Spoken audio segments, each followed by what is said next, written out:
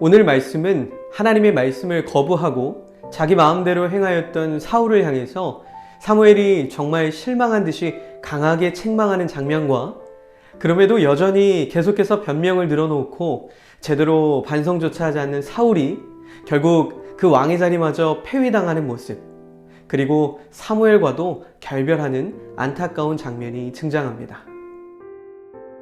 오늘 주신 하나님의 말씀은 사무엘상 15장 16절에서 35절까지입니다. 사무엘이 사울에게 이르되 가만히 계시옵소서.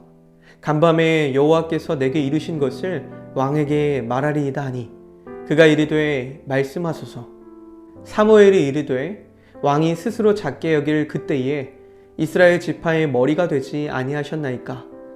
여호와께서 왕에게 기름을 부어 이스라엘 왕을 삼으시고 또 여호와께서 왕을 길로 보내시며 이르시기를 가서 죄인 아말렉 사람을 진멸하되 다 없어지기까지 치라 하셨거늘 어찌하여 왕이 여호와의 목소리를 청종하지 아니하고 탈취하기에만 급하여 여호와께서 악하게 여기시는 일을 행하셨나이까.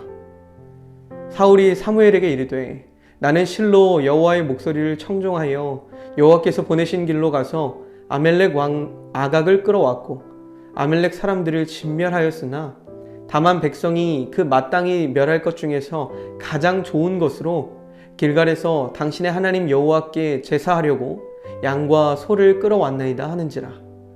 사무엘이 이르되 여호와께서 번제와 다른 제사를 그의 목소리를 청종하는 것을 좋아하신 같이 좋아하시겠나이까? 순종이 제사보다 낫고 듣는 것이 수장의 기름보다 나으니 이는 거역하는 것은 점치는 죄와 같고 완고한 것은 사신 우상에게 절하는 죄와 같음이라. 왕이 여호와의 말씀을 버렸으므로 여호와께서도 왕을 버려 왕이 되지 못하게 하셨나이다 하니 사울이 사무엘에게 이르되 내가 범죄하였나이다.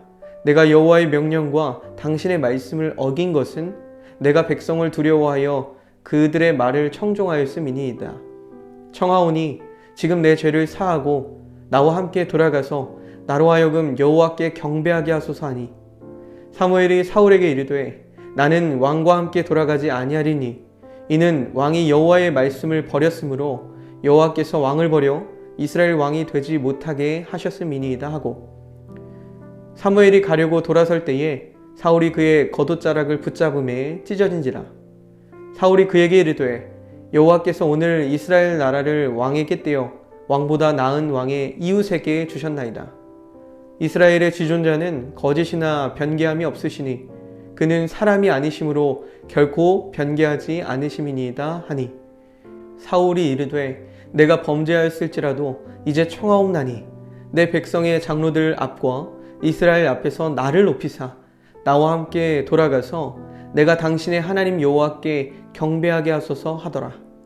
이에 사무엘이 돌이켜 사울을 따라가매 사울이 여호와께 경배하니라.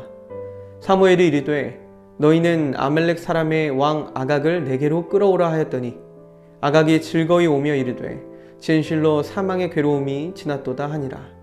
사무엘이 이르되 내 칼이 여인들에게 자식이 없게 한 것 같이 여인 중 내 어미에게 자식이 없게 하리라 하고 그가 길갈에서 여호와 앞에서 아각을 찍어 쪼개니라. 이에 사무엘은 라마로 가고 사울은 사울 기브와 자기의 집으로 돌아가니라. 사무엘이 죽는 날까지 사울을 다시 가서 보지 아니하였으니 이는 그가 사울을 위하여 슬퍼함이었고 여호와께서는 사울을 이스라엘 왕으로 삼으신 것을 후회하셨더라. 아멘. 오늘 말씀은 세 부분으로 나눠볼 수 있습니다. 먼저는 16절에서 19절까지의 말씀인데요. 처음 사울은 스스로를 작게 여기는 겸손한 사람이었습니다. 그런데 그런 그가 그저 전리품들을 탈취하기에 급급해서 하나님의 말씀을 어기는 사람이 되어버렸습니다. 사무엘은 이런 사울의 변질된 모습에 큰 실망감을 보이고 강하게 책망합니다. 하나님은 유능한 사람이 아닌 겸손하여 말씀에 순종하는 사람을 통해 일하신다는 사실을 결코 잊어서는 안 될 것입니다. 다음으로는 20절에서 23절까지의 말씀입니다. 사울은 사무엘의 책망에 억울하다는 듯이 다급하게 변명을 늘어놓습니다. 여호와의 목소리를 청종해서 아말렉은 진멸했지만 그래도 백성들이 여호와께 제사를 드리려고 양과 소만 가지고 왔다고 말합니다. 백성들의 눈치를 보면서 방관한 행동을 마치 모두가 하나님을 위해 한 것인 듯 당당히 둘러댑니다. 이에 사무엘은 하나님은 제사라는 외형적인 형식에 만족하는 분이 아니라 진심으로 하나님의 말씀을 청종하며 순종하는 제사 드리는 자의 마음을 요구하신다는 사실을 일깨워 줍니다. 마지막으로 24절에서 35절까지의 말씀입니다. 사울은 책망 끝에 돌아서는 사무엘에게 이제서야 자신의 잘못을 인정하면서 조금 반성하는 듯한 모습을 보입니다. 그런데 그것도 잠시, 여전히 그는 백성의 눈을 의식합니다. 사무엘을 향해서 다 잘못했으니 자기가 제사 드리는데 와서 한 번만 체면 좀 세워달라고 합니다. 심지어 이 장면에서 여호와를 향해 사무엘 당신의 하나님 여호와라는 표현을 사용합니다. 사울에게 하나님은 더 이상 나의 하나님이 아니었습니다. 처음 사무엘의 겉옷을 붙잡았을 때 찢어졌던 것처럼 이제 사울은 사무엘과도 그리고 하나님과도 찢겨진 관계가 되어버렸습니다. 오늘 사울의 모습처럼 때때로 나의 욕심과 고집으로 행한 일들을 마치 하나님을 위한 것이고 하나님을 기쁘게 해드리려고 한 것이라고 변명을 늘어놓으며 끝내 내려놓지 못했던 경험이 있으신가요? 그렇다면 다시금 하나님이 진정으로 우리에게 원하시는 모습은 어떠한 모습일지 깊이 묵상해 보기 원합니다.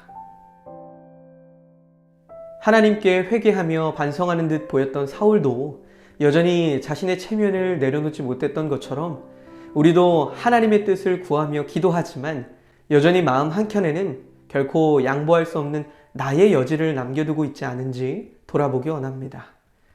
나를 비워낼 때가 비로소 하나님으로 채워질 수 있는 때임을 잊지 않기를 간절히 소망합니다. 결단기도 함께 읽겠습니다. 사랑의 하나님, 말보다는 행동이, 행동보다는 마음이 하나님을 올바로 향할 수 있도록 붙잡아 주세요. 예수님의 이름으로 기도합니다. 아멘.